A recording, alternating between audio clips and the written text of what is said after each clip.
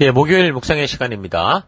하나님을 당황하게 하며 예수님도 거절하는 순종이 있다. 하나님을 당황하게 하며 예수님도 거절하는 그런 순종이 있다. 이런 제목으로 또 오늘 말씀 묵상하겠습니다. 자, 어제 우리는 새로운 시작을 하는 그 여호수아와 그 이스라엘 군대들이 사명의 땅 가나안을 정복해가는 그 과정을 우리가 살피기 시작했는데, 근데 그 승리가 저들의 탁월한 어떤 전술, 전략적인 협동이 아니라 때로 이해가 되지 않아도 하나님이 말씀하셨기에 말씀 그대로 순종하는 그런 일에 이 백성들이 믿음으로 함께 되는 것을 통해 이루어지는 것을 살폈습니다. 그러니까 순종을 통해 그 일이 이루어지는 것을 살핀 거죠. 그래서 우리도 2022년에 새로운 한 해를 맞이하면서 이 새로운 도전을 승리와 또 성공으로 이끌고자 한다면 이들을 통해 배울 것과 그렇지 않을 것, 그러니까 이 여호수아의 군대를 통해 우리가 배울 것과 그렇지 않을 것을 살펴서 이제 도움이 되는 지혜를 얻고자 해서 먼저 이제 이들을 통해 배울 것과 닮아야 되는 것은, 그래서 우리의 삶의 현장과 이 시대의 현실 속에서도 때로 하나님 말씀대로 사는 것이 이해가 되지 않아도 어떻게 순종해요? 그래도 순종하는 것. 일단 무조건 하나님의 말씀의 가치를 따라 그대로 순종하는 게 승리의 길이다라는 것을 어제 우리 첫 번째로 살폈고, 또 오늘 두 번째로 또 우리가 좀 살펴보기 원하는 것은요, 우리가 닮지 말아야 되는 것에 대해서 우리가 좀 보기를 원합니다. 그건 뭐였냐면, 그러니까 이스라엘이 그 요단강을 건너는 일부터 어떻게 했어요? 말씀 그대로 이해가 되지 않는데도 그럼에도 불구하고 말씀 그대로 순종함으로 승승장구하는 승리를 맛봤잖아요. 근데 이런 승리의 시기에 그런 승리의 삶을 멈추게 하고 실패하는 그런 일들도 있었거든요. 잘 이해가 되지도 않았지만 그래도 말씀 그대로 순종해서 기적적인 승리를 경험했던 여리고성 전투 이후 다음 전투가 아이성에서 벌어진 아주 작은 규모의 그런 이 성에서 벌어진 전투였습니다. 그러니까 여리고성에 비하면 아주 작은 곳이라고 할 수 있는데 여기서 완전히 여호수아와 이스라엘 군대가 참패를 하거든요. 그러니까 작고 연약했던 아이성에서 참패한 이유가 뭐였냐면 순종 속에, 그러니까 순종하는 삶을 살아가는데 거기서 불순종이 있었다라는 거예요.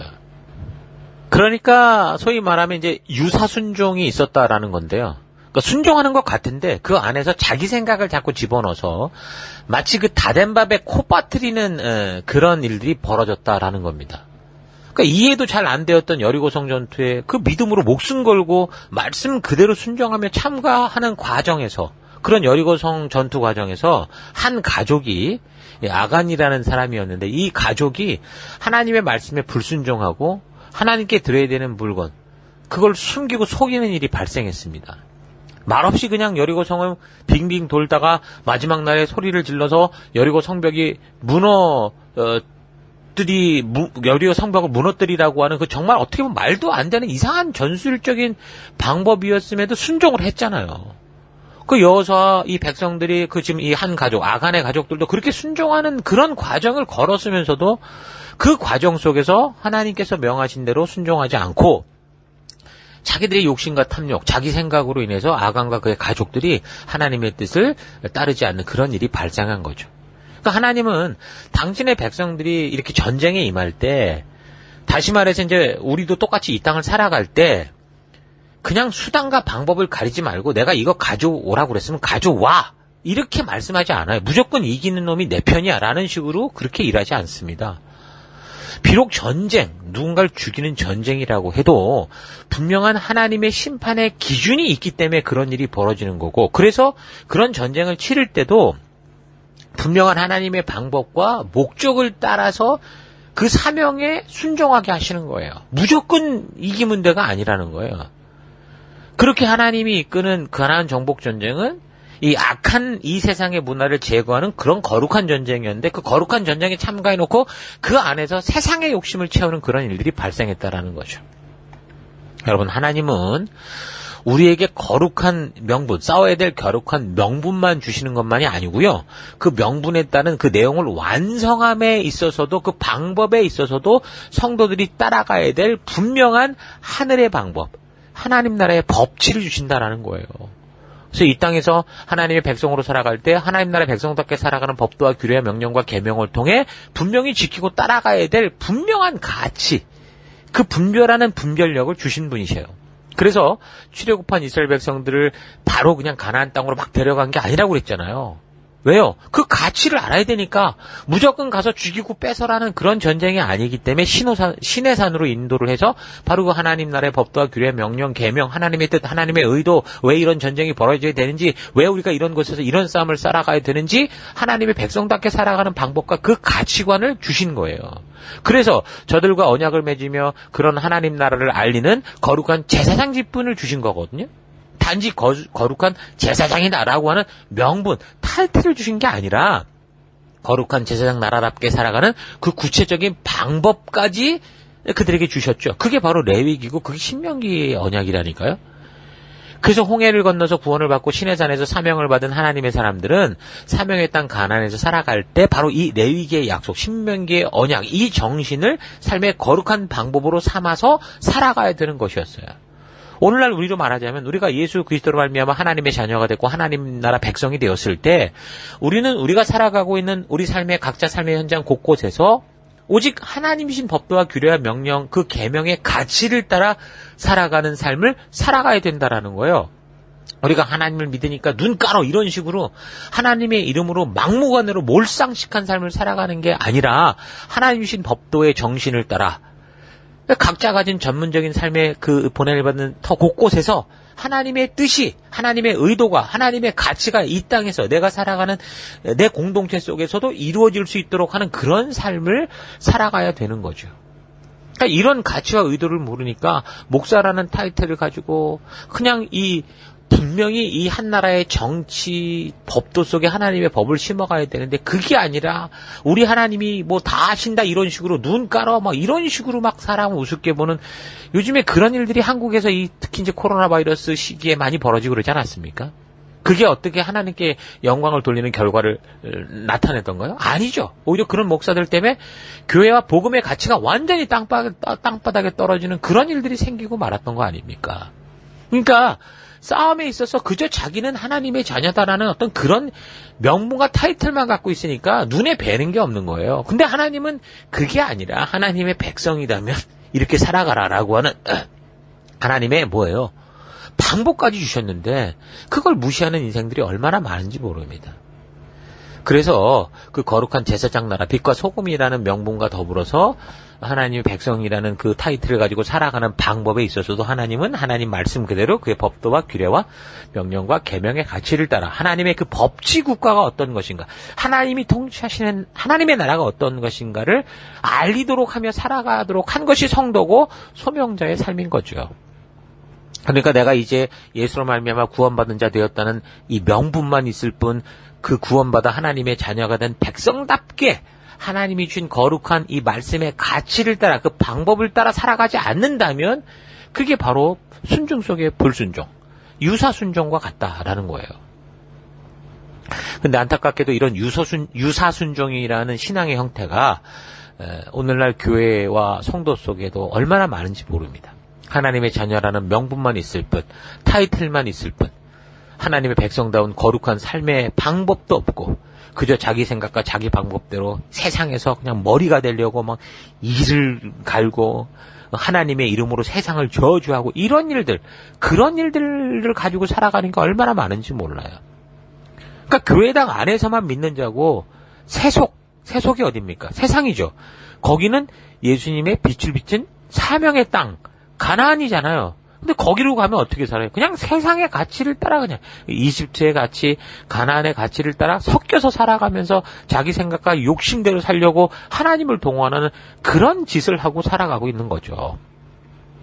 명분만 있고 하나님의 거룩한 방법을 따라 살지 않는 하나님의 그 의도, 하나님의 이 뜻을 따라 살지 않는 이런 유사순종, 이게 무서운 게 자신의 죄를 바르게 보지 못하고 오히려 스스로는 하나님 앞에서 굉장히 열심히 있는 그 특별한 기름 부음 받은 존재다라고 착각하게 만드는 거죠. 그래서 어떻게 보면 굉장히 종교적이어 보이는데 겉으로 볼 땐 의로워 보이기까지 하는데 근데 예수님은 이런 사람들에게 뭐라고 그랬습니까? 이 독사의 자식들이라 그렇게 책망을 하셨죠. 바리새인들이 그런 책망을 받았잖아요. 그러니까 유사순종의 삶을 사는 사람들은 하나님 주신 거룩한 방법이 아니라 스스로 옳다고 생각하는 이런 방법으로 지극정성과 열심을 다해서 하나님을 섬기고 있다고 생각하기 때문에 자기들은 의롭고 자기들은 특별하고 그렇게 착각하는 거예요. 그래서 세상에 나가서도 막 함부로 막 사람들을 대하는 그런 짓을 하는 거죠. 이해도 안 됐던 그 여리고성 전투 그 방법에 순종하며 그렇게 참여해놓고 그 전쟁의 방법에 있어서는 하나님의 뜻이 아니라 자기의 생각대로 열심히 그런 짓을 했다라는 거예요. 자기는 그래도 목숨 걸고 싸웠다 막 그렇게 막 생색을 냈을지 모르죠. 그러나 이것은 불신의 삶과 다를 바 없는 그냥 또 다른 종교가 하나 생기는 것과 같습니다. 그래서 유사순종은 교회 안에 털을 들고 있는 또 다른 종교 우상이라고 볼 수 있어요. 하나님은 또 다른 종교를 만들기 위해 이스라엘을 이집트의 죽음에서 건진 게 아닙니다. 하나님은 또 다른 종교를 만들기 위해서 성도들을 죽음의 길에서 건진 게 아니에요. 그러니까 이런 같은 차원에서 하나님께서는 이 멜번 시티에 또 하나의 무슨 세상 닮은 교회를 만들려고 우리 교회를 이 멜번 시티에 지금 14년, 15년 동안 이렇게 있게 하시고 또 다른 한 해를 허락하시는 그런 게 아닙니다. 우리는 하나님이 우리를 부르신 그 부르심에 따라 말씀 그대로 순종하는 삶을 위해서 모든 것을 이해하지 못해도 하나님이 인도하시고 하나님이 말씀하시기에 그 가치를 따라가는 그 길이기에 그래도 우리가 순종하는 삶을 살기 위해서 이 땅에 존재한다라는 거 잊지 마시기 바랍니다. 교회와 성도가 세상으로부터 손가락질을 당하는 이유는 교회 안에서 자신의 만족과 유익을 추구하는 이런 유사순종의 모습 때문에 그래요. 분명히 교회를 다니고 십자가의 깃발을 들었고 십자군의 전사다 그렇게 말을 하는데 저들이 살아가고 추구하는 걸 보면 세속과 버금가고 더하고 본능과 욕심을 따라 살아가고 그 욕심을 채우려고 하나님을 동원하고 예수님을 동원하고 성령님을 동원하고 있기 때문이죠. 바로 이런 존재를 이미 살폈죠. 뭡니까? 계시록을 통해 살폈던 음녀의 세력. 십자가의 옷을 입고 사도들의 옷을 입고 있었지만 자기의 욕심을 위해서 살아가는 그런 일들이 바로 이런 순종 속의 불순종, 유사순종의 모습인 것을 우리가 분명히 봤고 그런 존재는 결국 어떻게 됐습니까? 하나님의 심판을 받아 어떻게 해요? 유황불 붙는 불못으로 던져진 것을 확인했었습니다.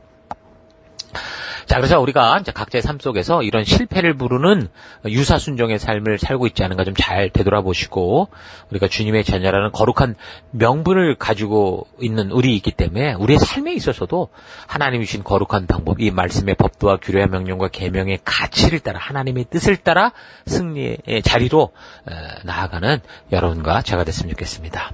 자, 오늘 하루 나는 정말 하나님의 말씀이기에 그 말씀 그대로 순종하는 삶을 살고 있는지 아니면 교회도 다니고 여러 가지 봉사도 하고 있기 때문에 괜찮다고 생각을 하면서 실제로는 삶에서나 교회 안에서나 스스로 괜찮다고 생각하는 어떤 유사순종의 삶을 살고 있지는 않은가 좀 깊이 되돌아보십시다. 이런 유사순종의 삶은 자칫 하나님의 일을 방해하는 삶이 되어갈 가능성이 많습니다. 유대 제사장과 바리새인들이 하나님의 선민이라고 생각하여 하나님의 길을 막고 서 있었던 것처럼 이런 유사순종, 자기 생각대로 하는 순종은 결국 하나님의 크신 뜻을 방해하는 방해꾼과 같은 삶이 됩니다. 그러니까 유사순종이 무서운 것은 자기가 하나님의 일을 열심히 하고 있다고 생각하고 착각하고 있는 것이라고 했죠. 그래서 그런 삶의 결과는 참 무서운 것을 예수님께서 직접 이미 말씀해 주셨어요. 마태복음 7장 21절. 나더러 주여 주여 하는 자마다 다 천국에 들어갈 것이 아니요 다만 하늘에 계신 내 아버지의 뜻대로 행하는 자라야 들어가리라. 그날에 많은 사람들이 나더 이르되 주여 주여 우리가 주의 이름으로 선지자 노릇하며 주의 이름으로 귀신을 쫓아내며 주의 이름으로 많은 권능을 행하지 아니하였나이까 하리니 그때 내가 저에게 밝히 말하되 내가 너희를 도무지 알지 못하니 불법을 행하는 자들아 내게서 떠나가라 하리라. 그러니까 주의 이름으로 애쓰고 수고했다고 분명히 말하는 걸로 봐서는 저들이 정말 교회 안에 있었고 정말 자신들이 걸어온 신앙의 삶이 옳다고 생각했다라는 거죠. 그래서 열정이 더 아주 그냥 극도에 달했을 가능성이 있습니다. 그러나 그에 대한 예수님의 대답은 너무도 참혹했죠. 자, 우리의 신앙은 지극정성과 나의 열정과 열심으로 증명되는 게 아닙니다. 절대 아닙니다. 바른 신앙은 하나님의 말씀 그대로 행하는 거죠. 때로 이해가 되지 않을 수 있지만 그래도 하나님의 말씀이기에 그 말씀 그대로 순종하는 것이 바른 순종입니다. 바른 신앙입니다. 그렇지 않을 때 하나님이 당황해하시고 예수님께서 거절하고 책망하는 순종이 되는 거죠.